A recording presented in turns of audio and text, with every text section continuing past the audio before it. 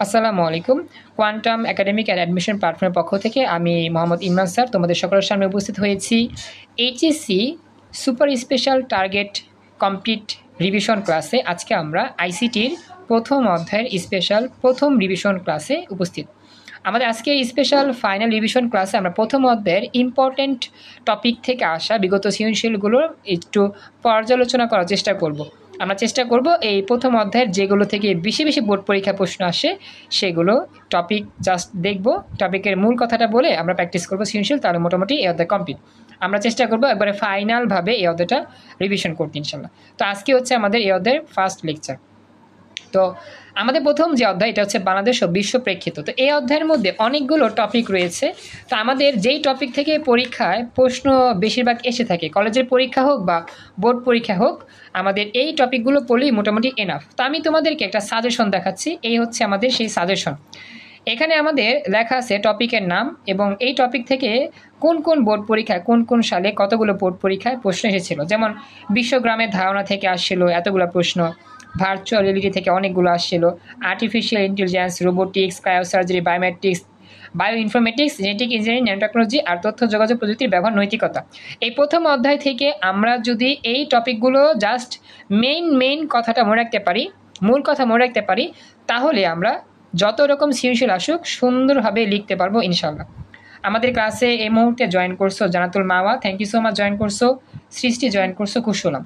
আমরা চেষ্টা করবো এখন থেকে, ওয়ালাইকুম সালাম, আমরা চেষ্টা করবো এখন থেকে 7টা থেকে আমাদের ক্লাসটা শুরু করতে ইনশাল্লাহ। তো চলো শুরু করি।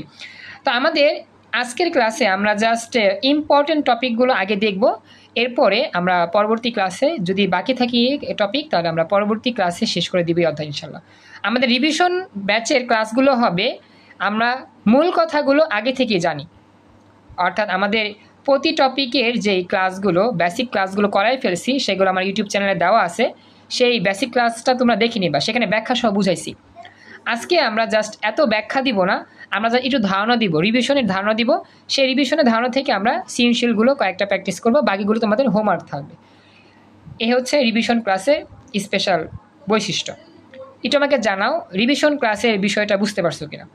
রিভাইজ করতেছি অধ্যায়গুলো, যেগুলো ইম্পর্টেন্ট সেগুলো আমি আবার রিভিশন করতেছি। ওকে, থ্যাংক ইউ। আজিজ জয়েন করছো, খুশি হলাম। তো চলো, প্রথমত আমাদের এখান থেকে সবচেয়ে ইম্পর্টেন্ট হচ্ছে ভার্চুয়াল রিয়েলিটি। এটা আমার অনেক পরীক্ষা আসে। তো ভার্চুয়াল রিয়েলিটি থেকে আমরা একটু মেইন বইয়ে যে টপিক ছিল সেখান থেকে একটু আমরা চোখ বুলাই। আমাদের ভার্চুয়াল রিয়েলিটি বলতে কি বোঝায় আমি একটু বের করি পেজ। তো আমাদের ভার্চুয়াল রিয়েলিটি, এই যে ভার্চুয়াল রিয়েলিটি, এটা আমরা সবাই জানি। তো ভার্চুয়াল রিয়েলিটি বলতে আমরা বুঝি যে আমাদের একটা মানুষের চোখে চশমা পরানো হবে, সেই চশমা পরালে মনে হবে সে মানুষটা চাঁদা দেশে ভ্রমণ করতেছে, অথবা সে মঙ্গল গ্রহে আছে, অথবা সে সমুদ্র তলদেশে আসছে। অর্থাৎ একটা মানুষের চোখে চশমা পরাইলে সে মানুষটা নতুন একটা রাজ্যে হারিয়ে যায়। তো এটাই হচ্ছে ভার্চুয়াল রিয়েলিটি। কথা বুঝতে পারছো? এটা হচ্ছে মূল কথা। মানুষের চোখে একটা চশমা পরাইলে মানুষটা নতুন জগতে চলে যায়। এটাই হচ্ছে একটা বিষয় যেটা অবাস্তব জিনিসকে বাস্তব বলে মনে হয়। যে জিনিসটা আমাদের বাস্তবে হচ্ছে না, ভার্চুয়ালিভাবে বাস্তবে তৈরি করা হচ্ছে, সেটা হচ্ছে ভার্চুয়াল রিয়েলিটি। সংক্ষেপে হচ্ছে এটাই। কথা বুঝতে পারছো? একটু রেসপন্স করে জানিও। আজিজ, মাওয়া, সৃষ্টি, সুবর্ণা, কথা বললো। ভার্চুয়াল রিয়েলিটি তো বুঝতে পারছো যে যেটা আমাদের বাস্তবে হচ্ছে না এমন একটা বিষয়, এটা বাস্তবে নিয়ে আসতেছে। ওকে, থ্যাংক ইউ। তাহলে এটার আমাদের মূল কথাটা আমরা বুঝতে পারলাম যে অবাস্তব জিনিসটাকে বাস্তবে নিয়ে আসা। তো এই জায়গার মধ্যে জাস্ট আমাদের ভার্চুয়াল রিয়েলিটি কাকে বলে মুখস্থ করতে হবে। সংজ্ঞাটা মুখস্থ করে দেন আমরা ভার্চুয়াল রিয়েলিটির মধ্যে কি কি গঠন আছে সেগুলো লিখে দিব, তাহলে হয়ে যাবে। তো এই হচ্ছে আমাদের মূল কথা, মোটামুটি এতটুকু বুঝছি। এরপরে কিছু ব্যবহার ট্যাবহার আছে। আমরা এটা মূল যে বেসিক ক্লাস করাইছিলাম সেই ক্লাসটা আমার ইউটিউবে দেওয়া আছে, সেখান থেকে মূল ক্লাস দেখে নিও। আর ভার্চুয়াল রিয়েলিটি বলতে কি বোঝা যাচ্ছে আমি তোমাদের রিভিশন করলাম, এখন আমরা প্র্যাকটিস করবো, সৃজনশীল প্র্যাকটিস করলেই বুঝতে পারবো। তো চলো আমরা ভার্চুয়াল রিয়েলিটি থেকে প্রথম যে প্রশ্ন সেই প্রশ্ন সলভ শুরু করি। একটু ওয়েট করো, আমি জাস্ট বে করতেছি, তাহলে বুঝতে পারবো।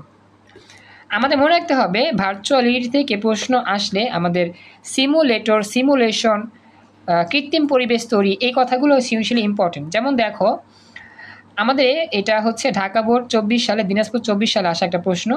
আমি আসলে কয়েকটা সৃজনশীল প্র্যাকটিস করাইলেই মোটামুটি এই টপিক শেষ, বাকিগুলো সিমিলার, তো তোমরা এই পড়লে বুঝতে পারবা। ওকে, রিভিশন ক্লাসের অর্থ হচ্ছে জাস্ট রিভাইজ করে মনে করিয়ে দেওয়া।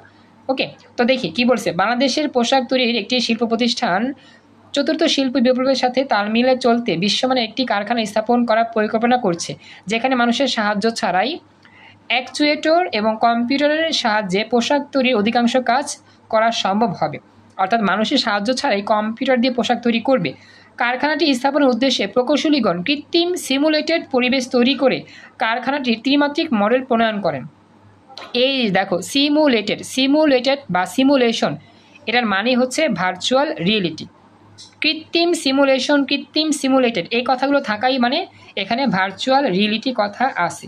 কথা কি বুঝতে পারছো? মনে থাকবে, টেকনিকটা মনে রাখবা, কি কি কথাগুলি ইনক্লুডেড সবই তোমাকে জানা। কথা কি বুঝছো?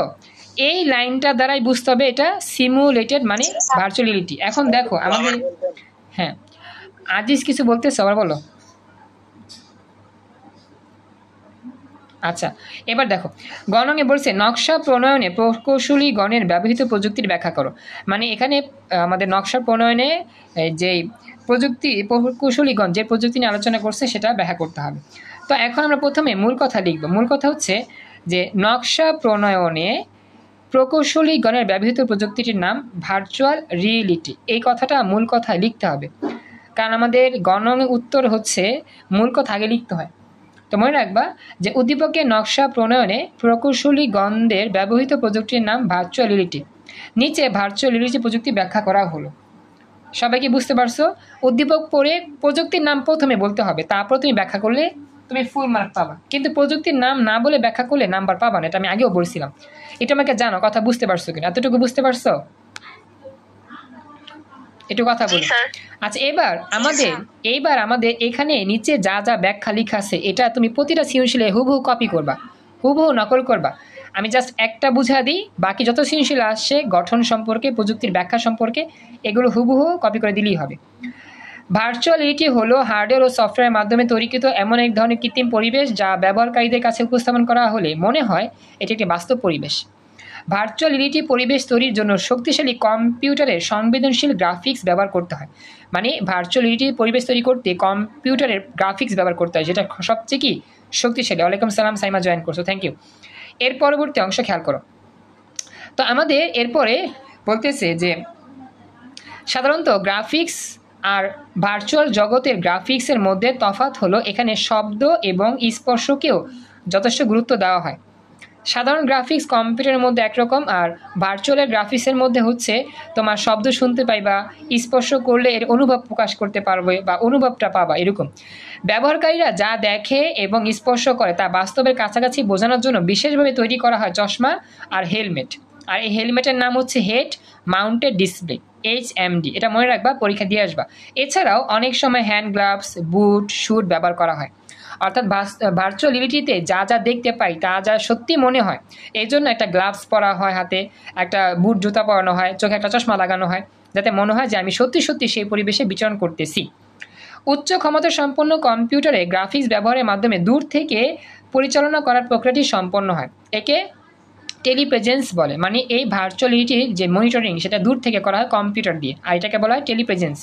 এছাড়াও এই পদ্ধতিতে বাস্তবভিত্তিক শব্দ সৃষ্টি করা হয়, যাতে মনে হয় শব্দগুলো বিশেষ বিশেষ স্থান হতে উচ্চারিত হচ্ছে। উদ্দীপকে কারখানা স্থাপনের উদ্দেশ্যে প্রকৌশলীগণ ভার্চুয়াল রিয়েলিটি প্রযুক্তিতে কৃত্রিম সিমুলেটেড পরিবেশ তৈরি করে কারখানাটির ত্রিমাত্রিক মডেল উপস্থাপন করেন এবং বিভিন্ন অংশে পর্যালোচনা করেন।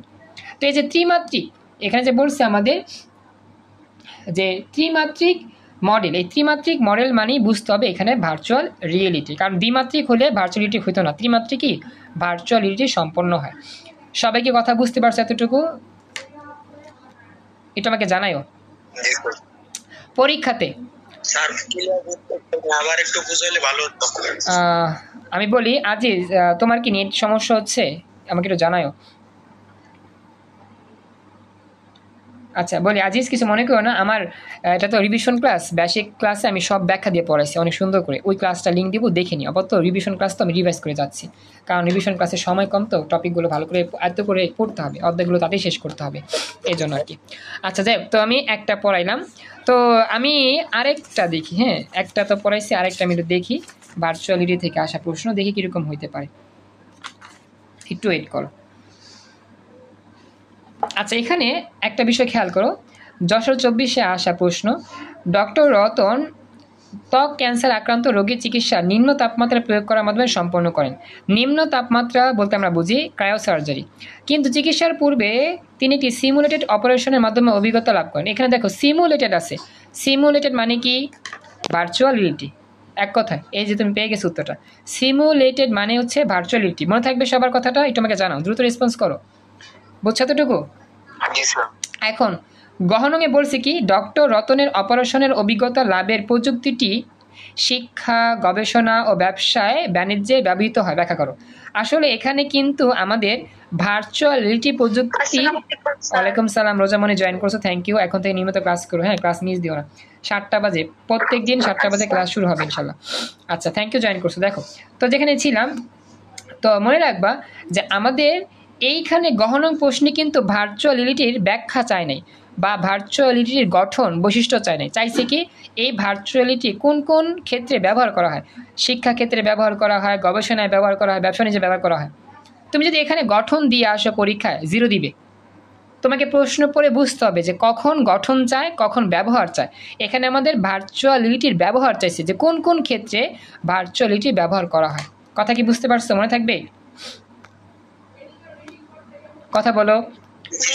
আর আমাদের যদি গঠন বলতো, গঠন, তাহলে কিন্তু আমরা একটু আগে যে গঠন পড়ছি হুবহু সেম কপি করে দিবা, নকল করবা। এই ভার্চুয়াল থেকে শুরু করে এখানে যা যা আছে সব লিখে একবারে এই পর্যন্ত করবা, যে পর্যন্ত, তারপরে বাকি অংশ উদ্দীপক থেকে লিখে দিবা, হয়ে যাবে। এই একটা উত্তর প্রতিটা সৃজনশীলে সেম হবে, বুঝছো, গঠন চাইলে। কিন্তু এখানে তো গঠন চাই নাই, এখানে যাচ্ছে ব্যবহার। তো ব্যবহারটা আমার বইয়ে লেখা আছে সুন্দর করে, ব্যবহারটা আমাদের আছে শিক্ষাক্ষেত্রে ব্যবহার আছে, গবেষণায় ব্যবহার আছে, ব্যবসা বাণিজ্যে ব্যবহার আছে। এই 3টা পয়েন্টে ব্যাখ্যা করে দিলেই হয়ে যাবে। এগুলো বইতেও লেখা আছে, বইতে অনেকগুলো ব্যবহার লেখা আছে, এখানে 3টা চাইছে, তো এই 3টাই দিবা। তো প্রথমত লিখতে হবে যে ডক্টর রতনের অপারেশনের অভিজ্ঞতা লাভের প্রযুক্তি হচ্ছে ভার্চুয়াল রিয়েলিটি। চিকিৎসা ক্ষেত্র ছাড়াও ভার্চুয়াল রিয়েলিটির অনেক ব্যবহার রয়েছে, যেমন শিক্ষা, গবেষণা, ব্যবসা বাণিজ্য রয়েছে। এখন আমরা 3টা ক্ষেত্রে এইভাবে পয়েন্ট আকারে লিখে দিব। যেমন শিক্ষাক্ষেত্রে ভার্চুয়ালিটির মাধ্যমে শিক্ষার জটিল বিষয়গুলো সহজে উপস্থাপন করা যায়, ফলে শিক্ষার্থীর কাছে বিষয়টি সহজ ও চিত্ত আকর্ষক হয় এবং আনন্দদায়ক হয়। এর মাধ্যমে শিক্ষার্থীরা সৌরজগতের গ্রহণপুঞ্জের অবস্থান, গঠন প্রকৃতি, গতিবিধি, প্রাণের উপস্থিতি ইত্যাদি সম্পর্কে সমগ্র ধারণা করতে পারেন। মানে কি, শিক্ষাক্ষেত্রে ভার্চুয়াল রিয়েলিটির প্রয়োগটা জাস্ট আলোচনা করে দিব। এই পয়েন্টটা বুঝতে পারছো? একটু কথা বলো, বুঝতে পারছো এতটুকু? এর পরবর্তী গবেষণার ক্ষেত্রে ভার্চুয়ালিটি ব্যবহার দৃশ্যমান। গবেষণা লব্ধে ফলাফল বিশ্লেষণ, উপস্থাপন, জটিল আণবিক গঠন, ডিএনএ কাঠামো সিমুলেশনের মাধ্যমে দেখা যায়। এছাড়াও ভূমিকম্প, প্রাকৃতিক দুর্যোগ সম্পর্কে ধারণা লাভ করা যায়। এগুলো মুখস্থ, তো আমি তেমন বুঝাচ্ছি না, জাস্ট পড়ে যাচ্ছি, এইভাবে দিয়ে আসবা। লাস্ট অফ ব্যবসা বাণিজ্যে ভার্চুয়ালিটির ব্যবহার তথ্য যোগাযোগ প্রযুক্তির ব্যবস্থাকে আরও সহজ করে ফেলেছে। কোনো যন্ত্র বা উৎপাদিত পণ্যের গুণগত মান, গঠন, বিপণন সম্ভাব্যতা যাচাইকরণ, যন্ত্র পণ্যের ক্ষতিকর দিক নিরূপণ, বিপণন কর্মী প্রশিক্ষণ ইত্যাদি ক্ষেত্রে ভার্চুয়ালিটির সিমুলেশন পদ্ধতি ব্যবহার করা হয়। মানে এখানে যত প্রশিক্ষণ আছে, যত গবেষণা আছে, সবগুলো কিন্তু আমাদের ভার্চুয়ালে করা হয়। সবগুলো কি করা হয়? সিমুলেশন পরিবেশ তৈরি করে, ভার্চুয়ালের মাধ্যমে তৈরি করে ব্যবহার করা হয়। এছাড়া ক্রেতা ও ভোক্তার কাছে পণ্য ব্যবহারের পদ্ধতি, সুবিধাদি, ঝুঁকি ও ভার্চুয়ালিটির পরিবেশে উপস্থাপন করা হয়। মানে যত রকম প্রশিক্ষণ আছে সবগুলো প্রশিক্ষণ কি করা হয়? আমাদের ভার্চুয়ালিটির মাধ্যমে দেখানো হয়। তো এইভাবে লিখে দিলে হয়ে যাবে। লাস্টে লিখবো, উপরিত আলোচনা থেকে দেখা যায় শিক্ষা, গবেষণা ও ব্যবসা বাণিজ্যের ক্ষেত্রে ভার্চুয়ালিটির বহুল ব্যবহার রয়েছে। ব্যাস, এইভাবে লিখে দিলেই আমাদের পুরোপুরি শেষ। তো এই হচ্ছে ভার্চুয়ালিটি সম্পর্কে আসা আমাদের এই টপিকের সৃজনশীলের উত্তর করা সিস্টেম। সবাই কি ভালো করে বুঝতে পারছো? একটু আমাকে জানাও, একটু কথা বলো। আচ্ছা, তো এখন আমি বলি, আমাদের এই ভার্চুয়াল রিয়েলিটি থেকে কি 2টা প্রশ্নই পরীক্ষা আসে? 2টা প্রশ্ন আসে না, আসে কিন্তু অনেকগুলা প্রশ্ন। এখন কথা হচ্ছে, তাহলে বাকি প্রশ্ন তো স্যার আমরাই করতে পারবো, আপনারা তো কষ্ট করে বকবক করার কোনো প্রয়োজন নেই, সময় নষ্ট। এখানে ভার্চুয়ালিটি থেকে অনেকগুলো পরীক্ষা আসে, বোর্ড পরীক্ষা। এখন আমি 2টা আলোচনা করছি, এই 2টার মতোই বাকিগুলো সেম থাকবে। জাস্ট উদ্দীপকটা বুঝে তুমি ভার্চুয়াল রিয়েলিটি বুঝতে পারলেই টপিকটা লিখে দিবা। গঠন লিখতে বলে গঠন লিখবা, ব্যবহার লিখতে বলে ব্যবহার লিখে দিবা। তাহলে কিন্তু আমরা সবগুলো সৃজনশীল আলোচনা করলাম না, বাকি সৃজনশীলগুলো তোমাদের আমি তুলে দিব, ছবি তুলে সেগুলো বাসায় বসে প্র্যাকটিস করলে হয়ে যাবে। তো এইভাবেই আমাদের রিভিশন ক্লাস করলে অধ্যায়টা তাদের শেষ হবে বা সুন্দরভাবে শেষ হবে। এটা হচ্ছে রিভিশন ক্লাসের অর্থ, কারণ এগুলো সব বেসিক আমি আগেই পড়াইছি, জাস্ট এখন আমি রিভিশন করতেছি আর কি। কথা বুঝছো? যারা বেসিক ক্লাস পাও না রেকর্ড দেখে নিও, ইউটিউবে পাওয়া আছে, রেকর্ড দেওয়া আছে, দেখে নিও। আচ্ছা, তাহলে ভার্চুয়াল রিয়েলিটি আমাদের কমপ্লিট। এবার পরবর্তী যে স্পেশাল টপিক, সেই স্পেশাল টপিকে যাব, সেটা হচ্ছে বায়োমেট্রিক্স। বায়োমেট্রিক্সটা আমরা এখন যাব। তো বায়োমেট্রিক্সটা আমাদের খুবই সিম্পল, এটা আমরা জানি। বায়োমেট্রিক্সটা যদি আমরা চিন্তা করতে চাই, আমি একটু মূল বই থেকে বায়োমেট্রিক্সটা রিভিশন করে আসি। বায়োমেট্রিক্স একটু ওয়েট করো। তো বায়োমেট্রিক্সের আমাদের যদি মূল কথা বুঝতে হয়, তাহলে ব্যক্তি শনাক্তকরণ, এই কথা মনে রাখবা। ব্যক্তি শনাক্তকরণ, এটা হচ্ছে বায়োমেট্রিক্স, মানে উদ্দীপকে ব্যক্তি শনাক্তকরণ আসবে, অদ্বিতীয়ভাবে ব্যক্তি শনাক্তকরণ, তার মানে এটা বায়োমেট্রিক্স। মনে থাকবে কথাটা, ব্যক্তি শনাক্তকরণ এই কথা থাকলেই বায়োমেট্রিক্স হবে। সবাই তোমাকে জানাও, আজিজ, মাওয়াজ, রোজা, রুদ্র, সৃষ্টি, সুবর্ণা, তামান্না, কথা বলো। ব্যক্তি শনাক্তকরণ এরকম কথা বললেই বায়োমেট্রিক্স। আচ্ছা, এরপরে আসবে আঙ্গুলের ছাপ, ফিঙ্গারপ্রিন্ট, ফুটপ্রিন্ট, চোখের আইরিশের গঠন। খেয়াল রাখবা, আঙ্গুলের ছাপ, ফিঙ্গারপ্রিন্ট, ফুটপ্রিন্ট, চোখের আইরিশের গঠন, স্কিন, চোখ স্কিন করে, এগুলো সবই বায়োমেট্রিক্স। মানে মূল কথা বলতেছি আর কি। হ্যাঁ, বায়োমেট্রিক্স বলতে এগুলোই বোঝায়। তো বায়োমেট্রিক্সের যে গঠন সেগুলো আমরা আলোচনা করব পরবর্তীতে সৃজনশীল দেখলে। হ্যাঁ, তো বায়োমেট্রিক্স আমরা বুঝি, বায়োমেট্রিক্সের সংজ্ঞা প্রথমে মুখস্থ করতে হবে, বায়োমেট্রিক্স কাকে বলে। তারপর বায়োমেট্রিক্সের গঠনগুলোর মধ্যে অনেক কিছু আছে, বায়োমেট্রিক্সের প্রকারভেদের মধ্যে অনেক কিছু আছে। ফিঙ্গারপ্রিন্টটা ইম্পর্টেন্ট আসে বেশি, এরপরে আমাদের স্ক্যানিং আসে বেশি, মনে রাখবে এগুলো। হ্যাঁ, এটা আমরা মোটামুটি জানি, তো এটা নিয়ে আলোচনা করলাম না, এটা আমাদের বেসিক ক্লাস আলোচনা করা আছে যেহেতু, তো বায়োমেট্রিক্স নিয়ে আলোচনা তেমন করলাম না। আমরা এখন বায়োমেট্রিক্সে যে সৃজনশীল সেগুলো একটু রিভাইজ করলে আমরা এই টপিকটা কমে করতে পারলাম। তো আজকে আমরা একটা গুরুত্বপূর্ণ টপিক পড়লাম, ভার্চুয়াল রিয়েলিটি। এখন আমরা যাব বায়োমেট্রিক্স এই স্পেশাল টপিকে। তো বায়োমেট্রিক্স থেকে আমরা দুইটা এরকম সৃজনশীল আলোচনা করি, তাহলে মোটামুটি কমপ্লিট। তো একটু ওয়েট করো, আমি একটু বে করতেছি।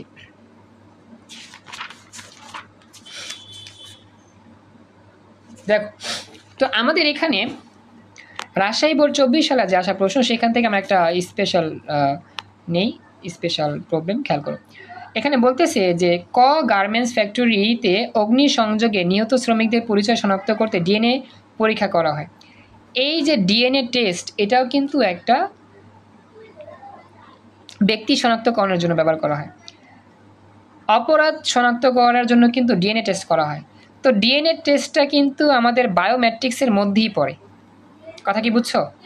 ডিএনএ টেস্টের মাধ্যমে কি করা হয়? ব্যক্তি শনাক্ত করা হয়, আর ডিএনএ টেস্টটা কিন্তু বায়োমেট্রিক্সের মধ্যেই পড়ে। আচ্ছা, এখন বলতেছে রাকিব এই ধরনের অগ্নিকাণ্ডের কথা মাথায় রেখে এমন এক যন্ত্র আবিষ্কার করেছে যা একসময় অগ্নি নিরাপদকে ও উদ্ধার কাজে সহায়তা করবে। আচ্ছা, এখন গণনের উত্তরটা আমরা করব। এখানে আমাদের গণক প্রশ্নে কী বলছে আমরা একটু খেয়াল করি। তোমাদের বলতেছে যে উদ্দীপকে নিহত শ্রমিক শনাক্তকরণে ব্যবহৃত প্রযুক্তি ব্যাখ্যা করো। দেখছো, তোমাদের কিন্তু বলছিলাম শনাক্তকরণ, মানুষ শনাক্তকরণ, ব্যক্তি শনাক্তকরণ, আর তারপর হচ্ছে গিয়ে শ্রমিক শনাক্তকরণ, যত শনাক্তকরণ আছে, কথা বুঝছো, যত শনাক্তকরণ আছে, একটু ওয়েট, যত শনাক্তকরণ আছে সবগুলো শনাক্তকরণের জন্য আমাদের কি করতে হবে? এই বায়োমেট্রিক্স নিয়ে কাজ করতে হবে। সবাই কি বুঝতে পারছো কথা যা বললাম?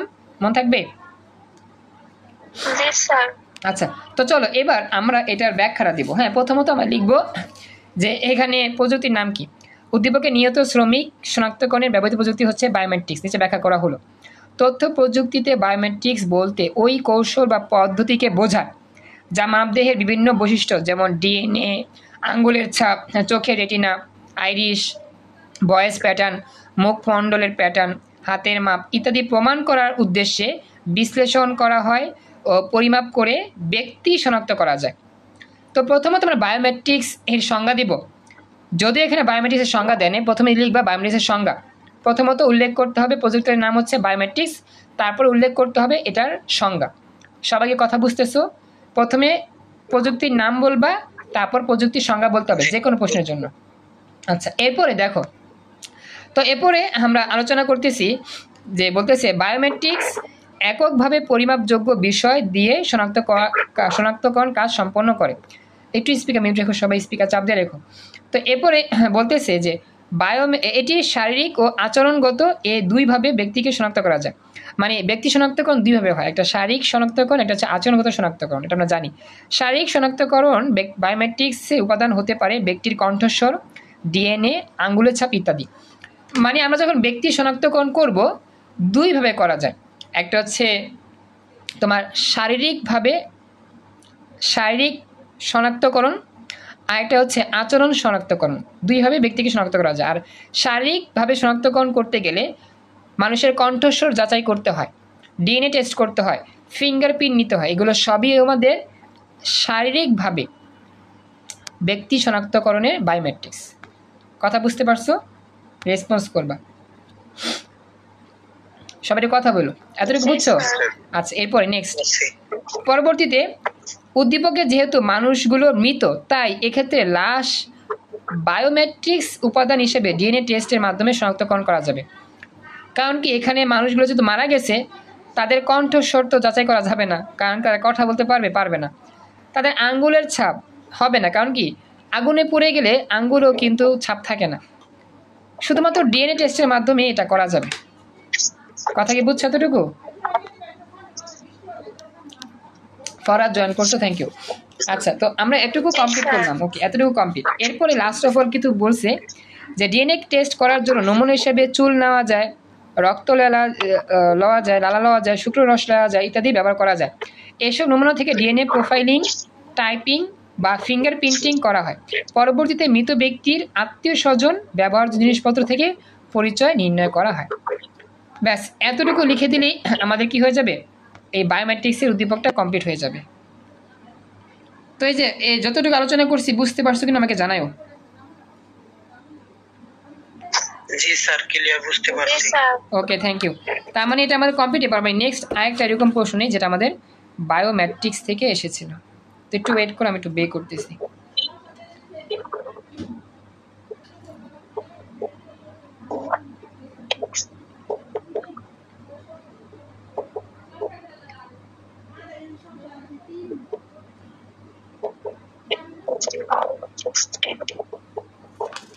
আচ্ছা, এরপরে দেখো আরেকটা প্রশ্ন আমাদের বরিশাল বোর্ড 24 সালে আসছিল। হ্যাঁ, একটু সবাই স্পিকার মিউট রেখো। থ্যাংক ইউ, জয়েন করছো। পরবর্তীতে মেজবা জয়েন করছো, খুশি হলাম। হ্যাঁ, মেজবা যদি নতুন হয়ে থাকো, আমার সাথে যোগাযোগ রাখার জন্য আমার সাথে ইনবক্সে পার্সোনালি SMS দিতে হবে। তুমি যদি একবার নতুন হয়ে থাকো, রেগুলার ক্লাস করতে চাও, তাহলে আমার সাথে ইনবক্সে যোগাযোগ করবা, হোয়াটসঅ্যাপ বা মেসেঞ্জারে, যেখান থেকে তুমি জয়েন করছো আমাকে ইনবক্সে SMS দিবা। রিকোয়েস্ট ছিল খুব দ্রুত SMS দিয়ে আমার সাথে যোগাযোগ করবা। লাস্ট অফ অল আমরা এই সিচুয়েশনটা দেখি, খেয়াল করো কি বলছে। বরিশাল বোর্ড 24 সাল আসা প্রশ্ন। বর্তমান যুগে সৈনিকরা বিশেষ এক প্রযুক্তি ব্যবহার করে ঘরে বসে কৃত্রিম পরিবেশে যুদ্ধের বিভিন্ন কৌশল রপ্ত করতে পারেন। বলতো উদ্দীপকটা কোন টপিক থেকে আসছে? এতটুকু কই থেকে আসছে? দেখা যায় না? রোজামণি, যদি দেখা না যায় একটু লিঙ্ক কেটে আবার জয়েন করো কষ্ট করে। বাকিরা যারা দেখতে পাচ্ছ আমাকে বলো, এই উদ্দীপকের প্রথম লাইনটা এক্সিলেন্ট, ভার্চুয়ালিটি। বাকিরা তো চুপচাপ, তোমরা কিন্তু বুঝতে পারলে না। আমি তোমাদের একটু পড়াইছিলাম না, কৃত্রিম পরিবেশ তৈরি মানে ভার্চুয়ালিটি। প্রশিক্ষণ ক্যাম্পে প্রবেশের জন্য একটি ডিভাইসে আঙ্গুলের ছাপ এবং অপর একটি ডিভাইসের দিকে তাকাতে হয়। এখন আঙ্গুলের ছাপ মানে কোন প্রযুক্তি বলো তো? বলো, আঙ্গুলের ছাপ যে প্রযুক্তিতে কাজ করে তার নাম কি? বুঝলে গেছো? আঙ্গুলের ছাপ যে প্রযুক্তিতে কাজ করে তার নাম কি? একটু আগে আমরা পড়লাম, কেউ বলতে পারতেছো না? Biometrics, DNA. এক্সিলেন্ট, বায়োমেট্রিক্সই তো হবে। আচ্ছা, বাকিরা তোমরা কি বুঝতেছো না? তোমাদের আমি বললাম একটা প্রশ্ন 2-3 বার বললাম, তোমরা কি আমার কথা শুনতেছো না ভালো করে? আমি বললাম আঙ্গুলের ছাপ এটা কোন প্রযুক্তি? বায়োমেট্রিক্স। তো তোমরা তো কেউ বলতে পারতেছো না, সবাই চুপচাপ।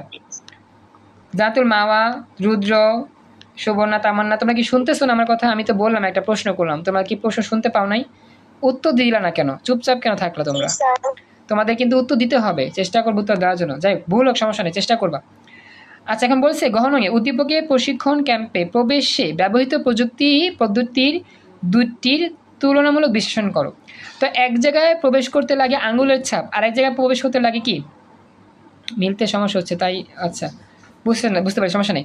এক জায়গায় ঢুকতে লাগে আঙুলের ছাপ, আর এক জায়গায় ঢুকতে লাগে কি ডিভাইসের দিকে তাকাইতে হয়, চোখের যে আইরিশ বা রেটিনা সেটা আর কি। এক জায়গায় তাকাইলে গেট খুলে, আর এক জায়গায় আঙুলের ছাপ দিলে গেট খুলে। এই দুইটাই কিন্তু বায়োমেট্রিক্স, মনে রাখতে হবে। উদ্দীপকের প্রশিক্ষণ ক্যাম্পে প্রবেশের প্রথম পদ্ধতিটি হলো বায়োমেট্রিক্স প্রযুক্তির আঙুলের ছাপ বা ফিঙ্গারপ্রিন্ট। আর অপর দিকে দ্বিতীয় পদ্ধতিটি হচ্ছে আইরিশ বা রেটিনা স্ক্যান পদ্ধতি। ঠিক আছে, আইরিশ বা রেটিনা স্ক্যান পদ্ধতি। নিচে এই পদ্ধতির মধ্যে তুলনা করা হলো। মানুষের ফিঙ্গারপ্রিন্ট পূর্ণ, ইউনিক এবং সারা জীবন ধরে অপরিবর্তিত থাকে। প্রত্যেক ব্যক্তির ফিঙ্গারপ্রিন্ট এতটাই স্বতন্ত্র বা আলাদা, দুটি যমজ শিশু একই ডিএনএ প্রোফাইল নিয়ে জন্মগ্রহণ করলেও ফিঙ্গারপ্রিন্ট আলাদা করা যায়। সুবহানাল্লাহ, ভালো একটা কথা বলছে এখানে যে যমজ শিশু যখন জন্মগ্রহণ করে তাদের ডিএনএ টেস্ট করলে ডিএনএর প্রোফাইলটা সেম হলেও আঙ্গুলের ছাপ কিন্তু যমজ ভাই বা যমজ বোনেরও কি হয় না, সেম হয় না। মহান আল্লাহর অনেক কুদরতি এটা সৃষ্টি। কথা বুঝছো? রেসপন্স করো, বুঝতে পারছো এতটুকু? আচ্ছা, এরপরে বলতেছে যে ফিঙ্গারপ্রিন্ট ব্যবহার করে অফিসে প্রবেশ নিশ্চিত করতে পূর্বেই ব্যবহারকারীর আঙ্গুলের ছাপ ডেটাবেস সংরক্ষণ করতে হয়। পরবর্তীতে ফিঙ্গারপ্রিন্ট রিডার ওই ব্যবহারকারীর আঙ্গুলের নিচের অংশের ত্বকের রিড করে সংরক্ষিত ছাপের সাথে তুলনা করে এবং মিলে গেলে অ্যাক্সেস প্রদান করে। মানে তোমার আঙ্গুলের ছাপ যদি কোথাও আগে থেকে সেট করা থাকে ডেটাবেসে, তাহলে তোমার আঙ্গুলের ছাপ দিলেই সেই লক খুলে যাবে। কিন্তু তোমার আঙ্গুলের ছাপ যদি কোনো ডেটাবেসে সেভ না থাকে, তোমার আঙ্গুলের ছাপ দিলে খুলবে না, এর আগে থেকে সেভ করা থাকে। এই পদ্ধতিতে সফলতার পরিমাণও বেশি। আর ফিঙ্গারপ্রিন্ট স্ক্যানের দাম তুলনামূলকভাবে কম এবং সহজেই সিস্টেম বুঝতে পারে। এই কারণে ফিঙ্গারপ্রিন্ট বা হাতের স্পর্শ পদ্ধতি বহুল ব্যবহৃত। অন্যদিকে চোখে রেটিনা পদ্ধতিতেও একইভাবে ব্যক্তি শনাক্ত করা গেলেও এর সফলতা হার তুলনামূলকভাবে কম। এক্ষেত্রে চোখের আইরিশ বা রেটিনা স্ক্যানার হিসেবে ডেটা ইনপুট করে অ্যাক্সেস কন্ট্রোল কাজ করে, কিন্তু আইরিশ ও রেটিনা স্ক্যান অনেক সময় সিস্টেম সহজ বুঝতে পারে না। মানে চোখের যে আইরিশের গঠন রেটিনা স্ক্যান সহজে বুঝতে পারে না। তাছাড়া ডিভাইসটির দামও প্রচুর বেশি, তাই ফিঙ্গারপ্রিন্ট প্রযুক্তিটি বেশি নির্ভরযোগ্য। আসলে আমাদের এই দুটো প্রযুক্তির মধ্যে, ওয়ালাইকুম সালাম, কবিতা জয়েন করছে, থ্যাংক ইউ। আসলে আমাদের এই দুটো প্রযুক্তির মধ্যে ব্যাখ্যা করতে বলছে কোনটা আমাদের ভালো হবে, কোনটা আমাদের মন্দ হবে। তো আমাদের আসলে ফিঙ্গারপ্রিন্টটাই বেশি ব্যবহার করা হয়, কারণ ফিঙ্গারপ্রিন্টটা দামে সস্তা, তারপর হচ্ছে সহজে ব্যবহার করা যায়। আর চোখের আইরিশ দিয়ে যদি কোনো কিছু করতে হয়, কোনো কোম্পানির অ্যাক্সেস করতে হয়, তাহলে দেখা যাবে সেখানে অনেক টাকা পয়সা খরচ করতে হয় বেশি। আবার অনেক সময় চোখে আইরিশটা মিলেও না, ব্যয়বহুল প্রচুর। এই হচ্ছে আমাদের উদ্দীপকের দুইটা পয়েন্টের তুলনা করার পদ্ধতি। সবাই কি পুরো অংশটা ভালো করে বুঝতে পারছো এতটুকু? এটা আমাকে জানাও। আচ্ছা, আরেকটু অংশ বাকি আছে, আরেকটু অংশ বাকি আছে। তো বলতেছে যে না, একটু ওয়েট বাকি আছে কি, একটু ওয়েট দেখি। আমরা কোন নামটা জানি, পড়লাম, একটু ওয়েট করো। আমি তো হারাই ফেললাম নাকি আবার, কত বোর্ড গেলাম আমরা, একটু ওয়েট দাঁড়াও। আমি না কোনটা বললাম, বরিশাল 24, হ্যাঁ ঠিক আছে, সরি, এটা ঠিক আছে, নির্ভরযোগ্য, এটা এতটুকু, ওকে, কমপ্লিট। তো আজকের মতো আমরা আমাদের স্পেশাল রিভিশন ক্লাসটার এই মুহূর্তেই কমপ্লিট করলাম। আর যারা ক্লাসটা রেকর্ড দেখে নিই বা ইউটিউব থেকে দেখে নিও রিভিশন করার জন্য, আমরা চেষ্টা করবো আস্তে আস্তে অধ্যায়গুলো কমপ্লিট করার জন্য ইনশাআল্লাহ। আল্লাহ হাফিজ।